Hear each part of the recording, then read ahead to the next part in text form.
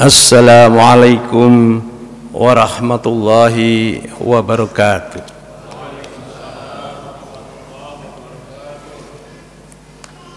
Alhamdulillah, alhamdulillahilladzi anzala ala abdihil kitaba wa lam yaj'al lahu iwaja. Asyhadu an la ilaha illallah wahdahu la syarikalah wa asyhadu anna Muhammadan abduhu wa rasuluh. Rabbi shrah li sadri wa yassir li amri wahlul 'uqdatam min lisani yafqahu qawli. Hadirin Bapak Ibu sekalian, sidang salat Isya yang insyaallah nanti dilanjutkan dengan salat tarawih yang dimuliakan oleh Allah SWT. Merujuk pada Al-Quranul Karim yang di dalamnya itu menceritakan salah satu Nabiullah, yaitu Nabi Musa, di mana di dalam Al-Quran itu Nabi Musa sesungguhnya bertanya kepada Allah, karena Nabi Musa ini diberi kelebihan oleh Allah yang langsung bisa berbicara dengan Allah. Di dalam pembicaraan itu atau dialog itu, sesungguhnya Nabi Musa ini ingin menjadi umat Rasulullah Muhammad SAW. Namun Allah menjawab, jarak antara hidupmu ya Nabi Musa dengan Rasulullah Muhammad SAW itu sangat jauh. Oleh karena itu tidak mungkin akan bisa menjadi umatnya Muhammad. Kenapa Nabi Musa ini berdialog dengan Allah terkait dengan ini? Karena Allah memberikan pengetahuan kepada Nabi Musa bahwa nanti di akhir zaman itu ada salah satu utusan Allah yang senantiasa diberi kelebihan oleh Allah Ta'ala, di mana umatnya juga dijamin oleh Allah masuk surga. Masya Allah. Hadirin yang dimuliakan Allah, oleh karena itu satu janji Allah kepada umat Rasulullah Muhammad SAW adalah asal umat Rasulullah ini mau beriman kepadaku. Nah, titik pangkalnya adalah pada iman ini. Nah, dalam konteks iman artinya bahwa dia harus percaya apa yang diperintahkan oleh Allah dan Rasulullah untuk dilaksanakan dengan ikhlas oleh umat manusia keturunan Rasulullah ini, termasuk kita hadirin sekalian. Salah satu cara untuk menempa iman Allah kepada kita adalah dihadirkannya bulan yang mulia, yaitu adalah bulan Ramadan. Oleh karena itu, salah satu hadirnya bulan Ramadan ini ditandai dengan kewajiban kita untuk saum, sebagaimana Allah memerintahkan Nabi Musa pada saat itu selama 40 hari. Namun umat Muhammad dibebani 30 hari. Hadirin, oleh karena itu panggilan som ini adalah bukan ya ayyuhan nas, tetapi spesifik Allah menyebut ya ayyuhalladzina amanu, hai orang-orang yang beriman. Kata iman inilah yang sesungguhnya membedakan kemuliaan manusia di antara orang-orang yang mengkhianati Al-Quran, mengkhianati ajaran Allah Subhanahu wa ta'ala. Sungguh mulia. Ada satu riwayat hadis yang diriwayatkan oleh Bukhari dan Muslim. Di sana salah satu sahabat bertanya kepada Rasulullah, "Ya Rasulullah, katakan padaku apa yang Allah wajibkan kepadaku tentang puasa." Maka Rasulullah menjawab, puasa Ramadan. Ya, puasa Ramadan. Lalu sahabat bertanya kembali, adakah yang lain ya Rasulullah? Maka beliau menjawab, tidak ada kecuali puasa sunnah. Artinya konteks puasa di dalam Ramadan ini menjadi barometer untuk menciptakan manusia di akhir zaman ini tentang persoalan keimanan. Ini salah satunya. Oleh karena itu di hadis yang lain Rasulullah mengatakan, man shoma ramadhana imanan wahtisaban ghufira lahu ma taqaddama min dambi.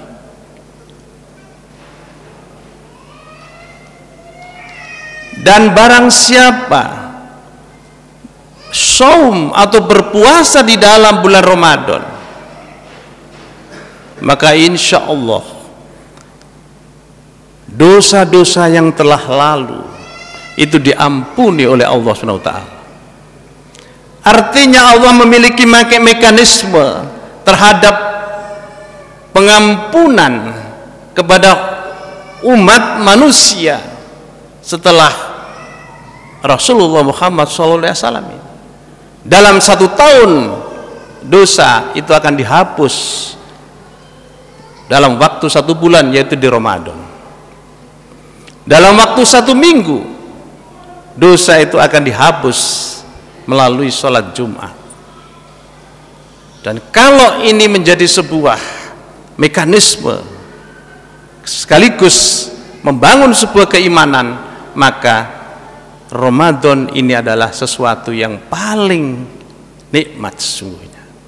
Namun berat,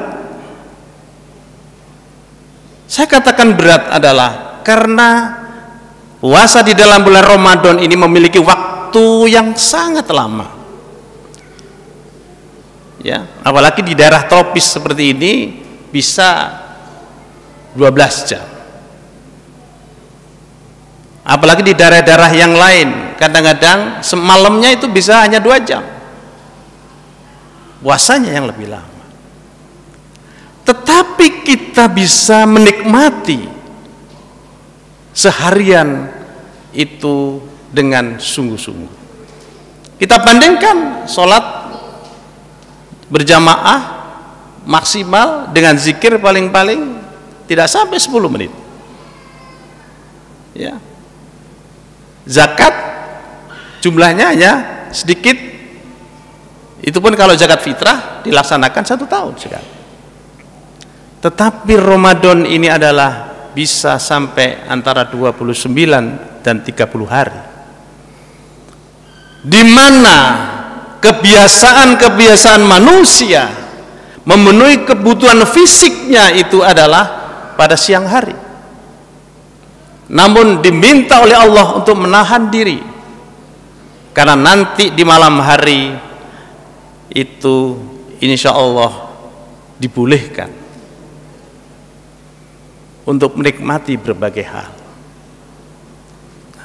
Dalam situasi yang seperti ini, maka kalau kita lihat bahwa puasa ini sesungguhnya merupakan sebuah pendidikan sosial yang sangat berarti.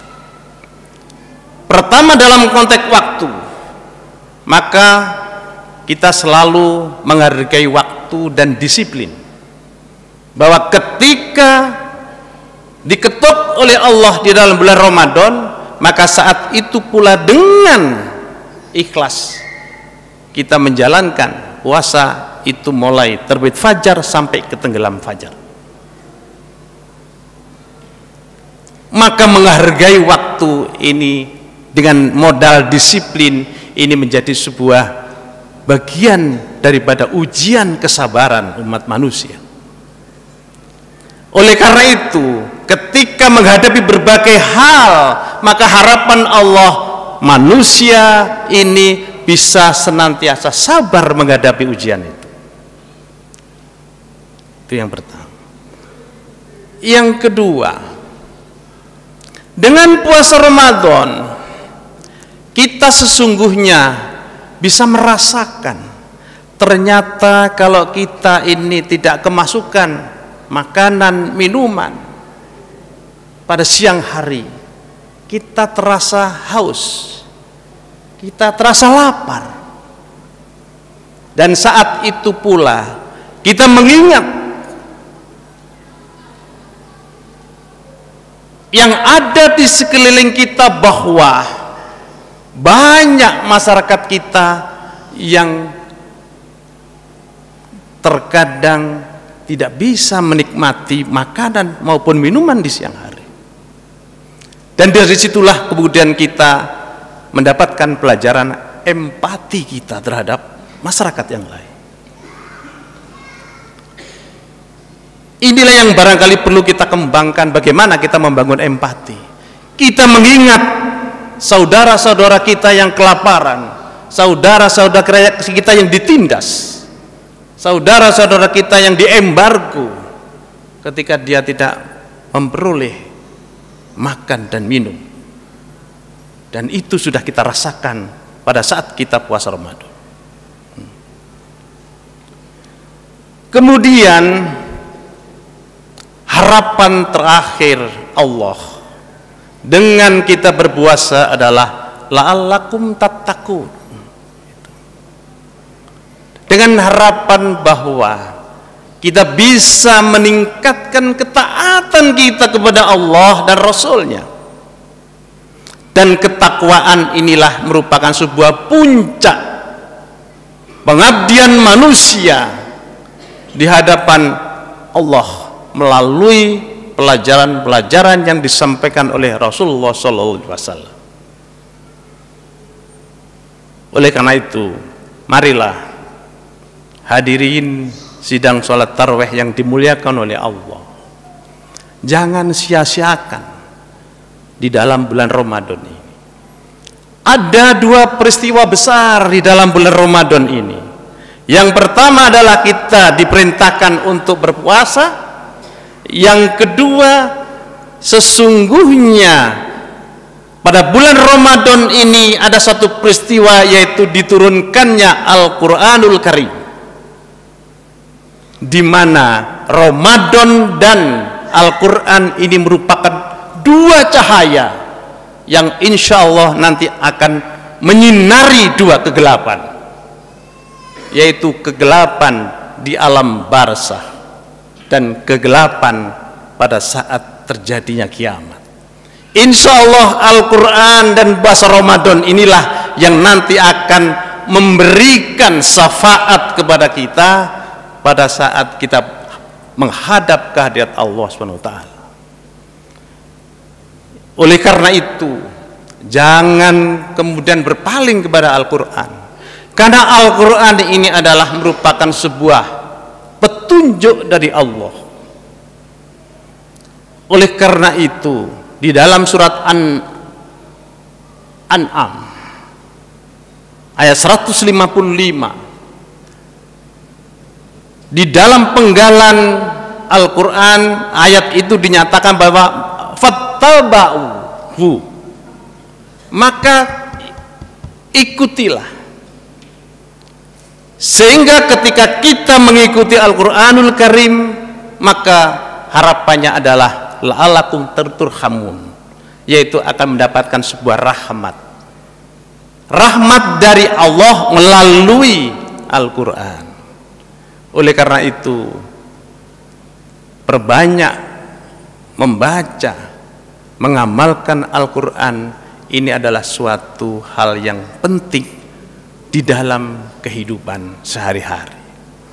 Jadikan Ramadan ini adalah titik balik kita, sehingga ketika nanti kita masuk ke bulan-bulan setelah Ramadan, maka kebiasaan membaca, mengamalkan Al-Quran dan puasa, yaitu puasa-puasa sunnah, ini menjadi sebuah habits hidup kita, dan insya Allah akan selamat di dunia dan akhirat.